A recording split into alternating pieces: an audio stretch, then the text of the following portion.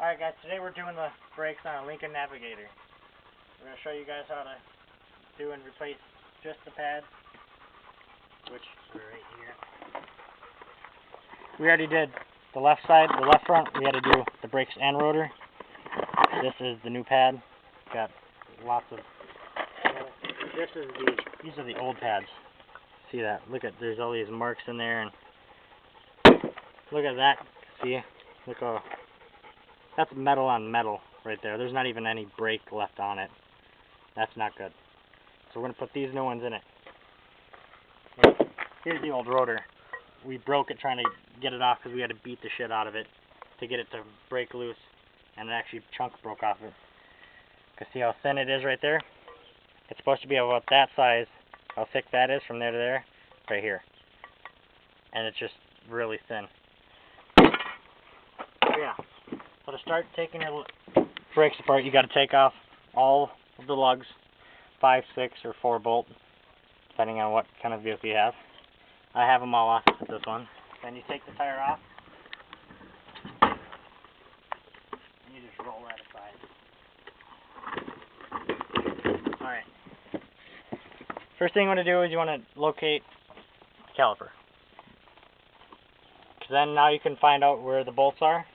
So you want to turn the wheel so you can get to these bolts easier, which are, right here, show them. There's one bolt here, and then there's another one right down here. You got to take them both out, and they're, from what this is, it's a 45 or T45 Torx. It's got that stupid star crap, which I don't like. What we do is put it on there, and you gotta loosen it, and then you break them loose. You do that same thing to the bottom side, and then you just take them off. I'm actually going to take this off and spin it by hand because it's loose. But then you got to make sure you take them off, and then they're kind of long. They're about, I'll show you how long they are. They're about that long. It's not very long, but make sure you do not lose these. Set them aside next to like your lug nuts or something. What? Keep going. We'll just cut that out. And then you take off the top one. It does not matter which order you take them out on. I just did from the bottom to the top. And when you take them off, do not take off this rubber boot. There's a rubber boot there. There's one there and one there. Do not take them off. Leave them on and just unscrew it out of there. Alright, so now we got them both out. Sometimes you're going to have to take a pry bar, tire iron, something that's got like a point like that. And you got to stick them in there. Right here, show them. See it right in between the rotor and the pad, or the pad and the piece right there. You got to take them in there, and then you got to pry it apart.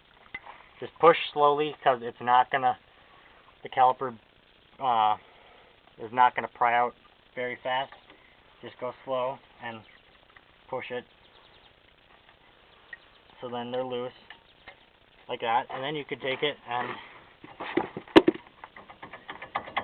you should be able to pry it off. Put the pry bar back here, and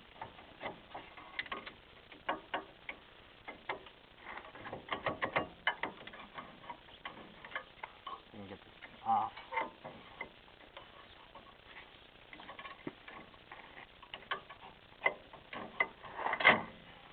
There we go. Notice how this has the brake line to it. Do not let it hang. That is the worst thing you could do for it. Take it and set it out of the way.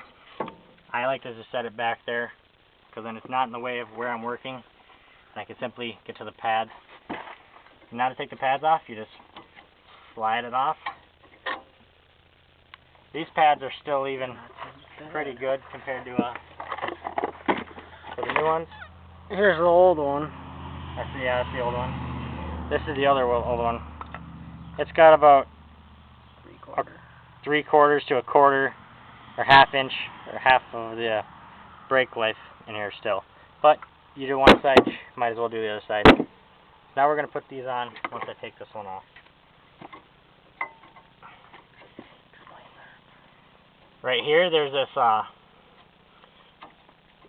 metal kind of like holder thing, which it moves around like that. I almost got it. And it holds the brake pads in there. Do not damage this piece right there. There's one on top and one on the bottom too. Okay, wait. You just kind of pry it out of there.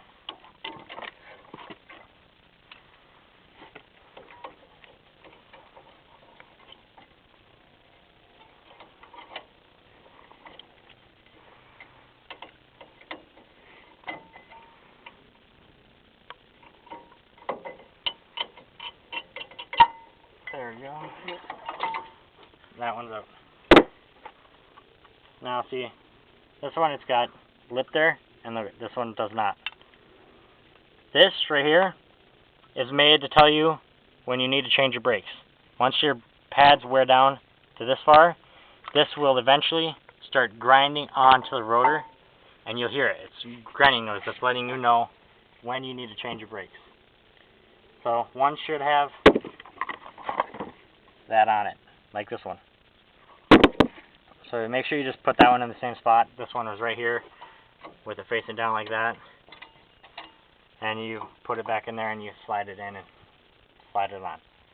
But, and also thing is, if you're going to replace the rotor, then you got to take out these two brackets here that hold that one right there, and that holds the brake pad holder, kinda. It holds it on there. Take that off, and then you should just be able to tap on it with a hammer right here and get it off. But on that side, it was rusted on there, so we beat the shit out of it and it broke it. But we eventually got it off. We sprayed some WD-40 around here and in the holes, and it finally broke loose. But now, installing them. Installing the pads, you just make sure there's no damage onto your plastic clips. This is what your clip looks like, and the brake fits in there just like that. See, it's magic. Fits in there like that, and it's got a little lip so it doesn't go back and slide off. See, it's got these like teeth marks. Now, take it, put it on. This one could be a little harder.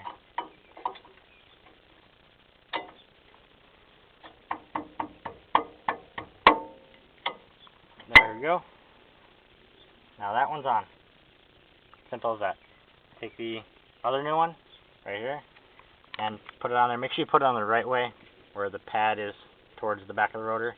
Some people have putting it on where the pad is facing the wrong way, which is not good. I did that one time. Now just take it and pop it on there. Make sure your holders are tight. Brakes against are tight. Now that's done. Your pads are on there. But you also got to squeeze these back. Your caliper. You got to make sure, you got to use a C-clamp. You got to make sure you take the cap off the brake fluid up there. You got to make sure you take that off so it lets pressure so this can push the fluid back up through it. And you take a C-clamp, you stick it in there so the part that screws in is inside there like that, and then you just tighten it up. It's kind of hard to do one-handed. And just tighten it up, and then do not really like force it on there. Just go slow. It's best just go slow. It won't go fast. It's just you'll see once it gets tight. Alright, so now start watching. This will start moving in. See. Yeah, hold that if you can. Just go slow and it'll eventually go in.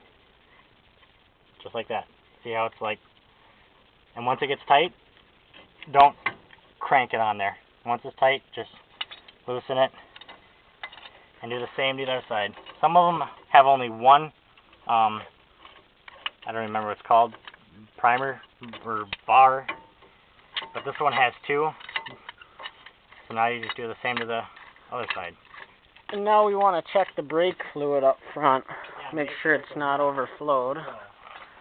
But it looks like it's right at the cap level, so we might have to take a pastry thing and pull somehow. Yeah, turkey pastry. Turkey pastry. So when I'm doing this, once I get it tight, go over there and watch it and see if they could see the level rising.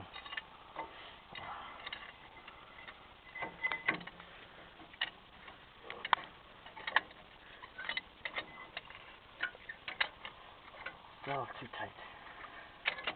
Alright, there we go. It's kind of hard to see. You don't want to put a lot of pressure on the brake line. It's very bad. It's really hot out. It's like 105 degrees, what they said it feels like. I'm over here sweating like crazy. Alright. So now going. It's getting pretty full, so we might have to take the turkey pastry and suck it out. You're good. See, it's right at the top. Hopefully it won't go over and peel off some paint. There we go. Yeah, I'm done now. Alright. Yeah, brake fluid will eat your paint away. So you do not want to let it spill. So now they're both in. Unscrew it.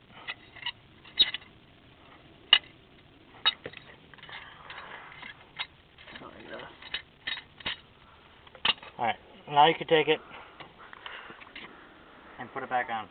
You gotta take it and set it down like that. You might need to tap on it a little bit. Let's see.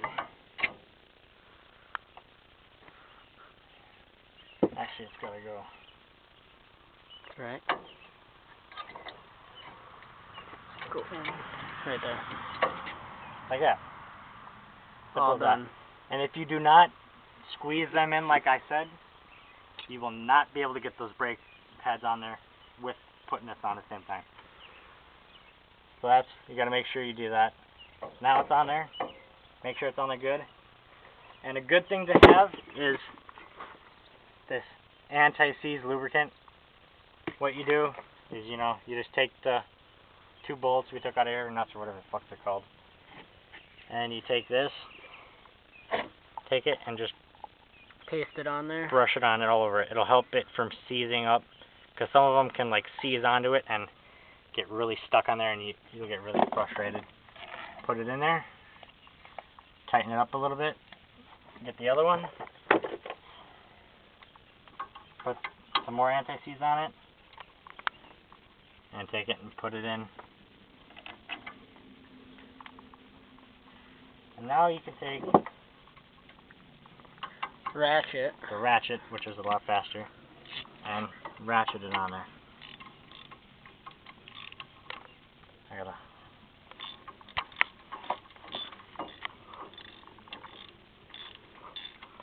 You can do it with the air ratchet too, but you do not use an impact because you could strip the threads.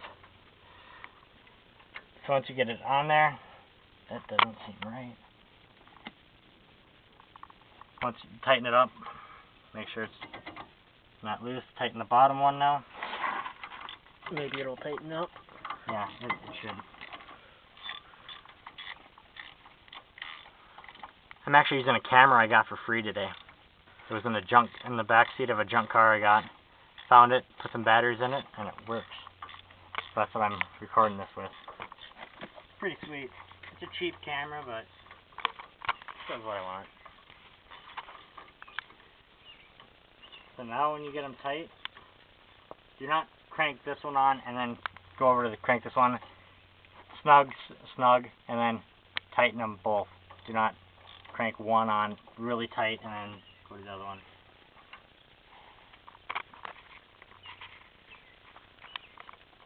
That one, the bottom one's done. Now, do the top one again. just like that. things got the plan. Oh.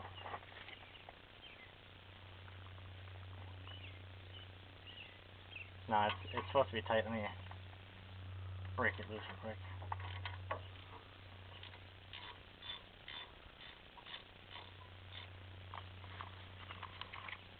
Tighten it back up. This is going to be a long video. And it sucks 16 minutes. because uploading videos to YouTube takes forever. You don't even want to know.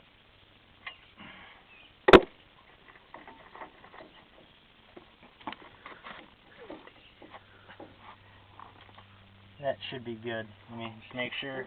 And then when we pump the brakes, it'll tighten up even more, maybe. All right, go over there and press the brakes. Make sure that's not overflowing here.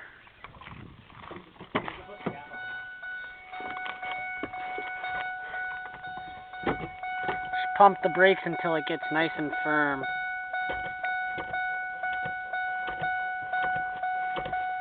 Say a dozen times or so. This is a Lincoln Navigator. Then you can put your cap back on since you're done doing the brakes.